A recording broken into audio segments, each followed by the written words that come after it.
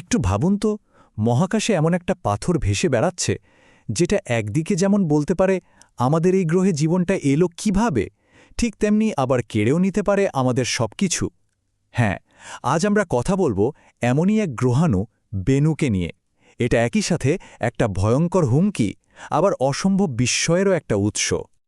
তো চলুন এই মহাজাগতিক পাথরের রহস্যটা একটু খোলাসা করা যাক।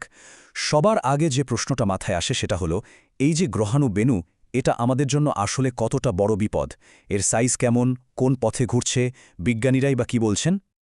বিপদের মাত্রাটা একবার কল্পনা করার চেষ্টা করুন। দেখুন, নাসার প্ল্যানেটরি ডিফেন্স কোঅর্ডিনেশন অফিসের পরিচালক কি বলেছেন। বেনুর মতো প্রায় আধা কিলোমিটার চওড়া একটা গ্রহাণু যদি এসে আমেরিকার পূর্ব উপকূলে ধাক্কা মারে, তাহলে পুরো উপকূল বরাবর সবকিছু তছনছ হয়ে যাবে। ভাবা যায় এর ফল যে কি ভয়াবহ হতে পারে সেটা কল্পনা করাও কিন্তু কঠিন। কিন্তু আসলেই কি এখনই আমাদের ভয় পাওয়ার মতো কিছু আছে? বিজ্ঞানীরা যখন এর সম্ভাবনা হিসেব করেছেন, তখন কিন্তু একটা বেশ স্বস্তির খবর পাওয়া গেছে। মানে, এখন থেকে শুরু করে সেই ২৩০০ সাল পর্যন্ত বেনুর পৃথিবীতে ধাক্কা লাগার সম্ভাবনা মাত্র ১৭৫০ বারে একবার। মানে বুঝতেই পারছেন, সম্ভাবনাটা আসলেই খুবই কম। শুধু তাই না, বিজ্ঞানীরা কিন্তু সবচেয়ে ঝুঁকির একটা নির্দিষ্ট তারিখও বের করে ফেলেছেন। আর মজার ব্যাপার কি জানেন? সেই নির্দিষ্ট দিনেও পৃথিবীতে এটার ধাক্কা লাগার সম্ভাবনা মাত্র ২৭০০ বারে একবার। মানে ওই দিনের জন্য ভয় পাওয়ার তেমন কারণ নেই। এখন প্রশ্নটা হলো, লক্ষ লক্ষ কিলোমিটার দূরে থাকা একটা গ্রহাণু নিয়ে আমরা এত নিশ্চিতভাবে কথা বলছি কিভাবে? এত নিখুঁত তথ্য আসছে কোথা থেকে? এর উত্তরটা লুকিয়ে আছে নাসার একটা অসাধারণ মিশনে। মিশনটার নাম ওসিরিস রেক্স। এই মিশনের নামটা কিন্তু বেশ বড়, আর এর প্রত্যেকটা অক্ষরের মধ্যেই লুকিয়ে আছে এর আসল উদ্দেশ্য। যেমন ও দিয়ে অরিজিনস, মানে সৌরজগতের উৎস খোঁজা। এস দিয়ে সিকিউরিটি, মানে আমাদের গ্রহকে সুরক্ষিত রাখা। আর নামের একদম শেষে যে রেক্স আছে, মানে রেগোলিথ এক্সপ্লোরার, সেটার কাজ হল গ্রহাণুর ওপরের আলগা ধুলো আর পাথরের স্তরটাকে ভালো করে ঘেঁটে দেখা। তো এই ওসাইরিস রেক্স মিশনের যাত্রাটা কিন্তু বেশ লম্বা ছিল। চলুন এক নজরে দেখে নিই। ২০১৬ সালে যাত্রা শুরু করে ২০১৮তে গিয়ে পৌঁছায় বেনুর কাছে, আর তারপর ২০২৩ সালে পৃথিবীতে ফিরে আসে এর সংগ্রহ করার নমুনা নিয়ে। মানে একটা বিশুদ্ধ নমুনা পৃথিবীতে আনার জন্য কি বিশাল আর জটিল একটা পথ পাড়ি দিতে হয়েছে। তো সবচেয়ে রোমাঞ্চকর অংশটা এবার আসছে। চলুন দেখি সেই নমুনার ভেতর থেকে এমন কি পাওয়া গেল যা বেনু সম্পর্কে আমাদের পুরো ধারণাই ওলটপালট করে দিল। বিজ্ঞানীরা যা খুঁজে পেলেন সেটা ছিল এক কথায় অবিশ্বাস্য। বেনুর ওই এক চিমটি ধুলোর মধ্যে পাওয়া গেল প্রাণের মূল উপাদানগুলো। ভাবুন একবার, যেটাকে আমরা এতদিন একটা হুমকি বলে জানতাম, সেটাই হয়তো আমাদের নিজেদের অস্তিত্বের শেকড়ের খোঁজ দিচ্ছে। বেনু আর শুধু একটা বিপদ নয়, হয়ে উঠল এক টাইম ক্যাপসুল। কি পাওয়া গেছে জানেন? পৃথিবীতে জীবন তৈরির জন্য যে ২০টা অ্যামিনো অ্যাসিড লাগে, তার মধ্যে ১৪টাই পাওয়া গেছে বেনুর নমুনায়। শুধু তাই না, ডিএনএ আর আরএনএ তৈরির জন্য যে ৫টা নিউক্লিওবেস দরকার, তার সবগুলোই হাজির। আরও আছে প্রচুর পরিমাণে অ্যামোনিয়া, এমনকি ট্রোনার মতো খনিজ, যা এর আগে পৃথিবীর বাইরের কোনো নমুনায় দেখাই যায়নি। সব মিলিয়ে এটা একটা প্রাচীন লবণাক্ত জলের পরিবেশের দিকেই ইঙ্গিত দিচ্ছে।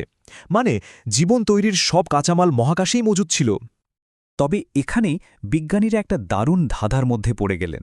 ব্যাপারটা অনেকটা এরকম, আমাদের দুটো হাত যেমন একটা আরেকটার আয়নার প্রতিচ্ছবি, অ্যামিনো অ্যাসিডেরও ঠিক তেমন বামহাতি আর ডানহাতি রূপ আছে। এখন বেনুর নমুনায় এই দুটোই পাওয়া গেছে সমান সমান, কিন্তু পৃথিবীতে যত জীবন আছে তারা প্রায় সবাই শুধু বামহাতি অ্যামিনো অ্যাসিড ব্যবহার করে। তাহলে এর মানে কি দাঁড়ালো? মানেটা হলো, বেনু হয়তো জীবন তৈরির উপাদানগুলো পৃথিবীতে এনে দিয়েছিল ঠিকই, কিন্তু পৃথিবীতেই এমন কিছু একটা ঘটেছিল যা জীবনকে শুধু একটা পথ বেছে নিতে বাধ্য করেছে। দারুণ রহস্যময়, তাই না? তো বেনুর এই যে দুটো রূপ, একদিকে সে প্রাণের উৎস আর একদিকে সে এক বিশাল হুমকি, এটা আমাদের সামনে একটা খুব জরুরি প্রশ্ন এনে দাঁড় করিয়েছে।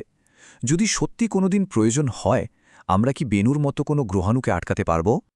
একটা গ্রহাণুকে তার পথ থেকে সরিয়ে দেওয়ার জন্য মূলত দুটো উপায় নিয়ে ভাবা হচ্ছে। একটা হলো ক্লাসিক ইম্প্যাক্টের বা সিকেআই। এখানে উৎক্ষেপণ রকেট থেকে একটা মহাকাশযান আলাদা হয়ে গিয়ে গ্রহাণুটাকে ধাক্কা মারে। আর দ্বিতীয়, আরও উন্নত উপায়টা হলো অ্যাসেম্বলড ইম্প্যাক্টর বা একেআই। এখানে মহাকাশযানটা রকেটের শেষ অংশের সাথে জোড়া লাগানো থাকে, ফলে অনেক বেশি ওজন নিয়ে গিয়ে ধাক্কাটা মারতে পারে। এই অ্যাসেম্বল কাইনেটিক ইম্প্যাক্টর বা AKI-এর আইডিয়াটা কিন্তু দারুণ ইন্টারেস্টিং। সাধারণত কি হয়, রকেটের যে শেষ অংশটা মহাকাশযানকে তার কক্ষপথে পৌঁছে দেয় সেটাকে তো আমরা মহাকাশেই ফেলে দিই, তাই না? কিন্তু AKI পদ্ধতিতে ওই ফেলে দেওয়া অংশটাকেও মহাকাশযানের সাথে জুড়ে দেওয়া হয়। ফলে যখন ধাক্কাটা লাগে তখন অনেক বেশি ভর নিয়ে লাগে। সহজ কথায় একটা বড় হাতুড়ি দিয়ে আঘাত করার মতো। আর এই ছবিটাতেই পার্থক্যটা স্পষ্ট। দেখুন, শুধু রকেটের শেষ অংশটার ওজন যোগ করার ফলে একটা একই মিশন একটা ক্লাসিক মিশনের চেয়ে প্রায় ৩ গুণেরও বেশি দূরে একটা গ্রহাণুকে ঠেলে সরিয়ে দিতে পারে। মাত্র একটা লঞ্চে এত বড় পার্থক্য। যদি অন্যভাবে দেখি, ধরুন একটা গ্রহাণুকে নির্দিষ্ট পরিমাণ সরাতে হবে। ক্লাসিক পদ্ধতিতে যেখানে ৭৯টা লঞ্চের দরকার হতো, AKI পদ্ধতিতে সেই একই কাজ মাত্র ২৩টা লঞ্চ দিয়েই হয়ে যাবে। মানে প্রয়োজনীয় উৎক্ষেপণের সংখ্যা প্রায় ৩ ভাগের ১ ভাগে নেমে আসছে। এতে করে পুরো ডিফেন্স মিশনটাই কিন্তু অনেক বেশি সহজ আর বাস্তবসম্মত হয়ে যায়। সুতরাং এর সবচেয়ে বড় সুবিধাটা কি? এই যে বাড়তি দক্ষতা, এর মানে হল AKI পদ্ধতি ব্যবহার করলে একটা মিশন সফল করার জন্য আমাদের হাতে অন্তত ১৫ বছর বেশি সময় থাকবে। মানে অনেক আগে থেকে প্রস্তুতি না নিলেও চলবে। এটা কিন্তু বিশাল একটা ব্যাপার। তো আমরা একটা দারুণ প্রতিরক্ষা পদ্ধতির কথা জানলাম। চলুন এবার একটু বড় ছবিটা দেখি।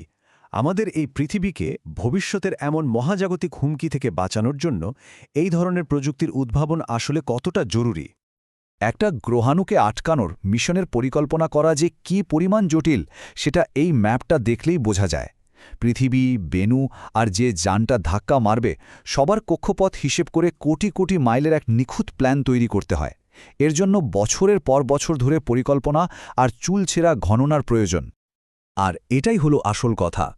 AKI-এর মতো ধারণা এটাই প্রমাণ করে যে ১০ বছরের মতো একটা সময়ের মধ্যেও কোনো পারমাণবিক প্রযুক্তি ছাড়াই বড় বড় গ্রহাণুর বিরুদ্ধে পৃথিবীকে রক্ষা করা সম্ভব। মানুষের উদ্ভাবনী শক্তি আমাদের গ্রহের সুরক্ষার জন্য নতুন, আরও শক্তিশালী আর বাস্তবসম্মত উপায় বের করে আনছে। শেষ পর্যন্ত বেনু আমাদের একটা কথাই মনে করিয়ে দেয়, এই মহাবিশ্ব একই সাথে যেমন বিস্ময় উপহার দিতে পারে, তেমনই পারে ভয়ঙ্কর বিপদ ডেকে আনতে। প্রশ্নটা হলো, মহাকাশের পরবর্তী সারপ্রাইজের জন্য আমরা নিজেদেরকে কিভাবে প্রস্তুত রাখব?